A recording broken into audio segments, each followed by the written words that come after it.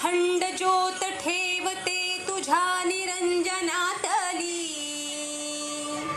अपार भाव भक्तीने तुझीच मूर्त पूजिली.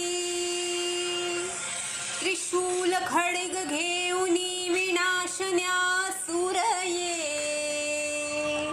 बनून रौद्र दामिनी प्रकाशन्या तिमिरये.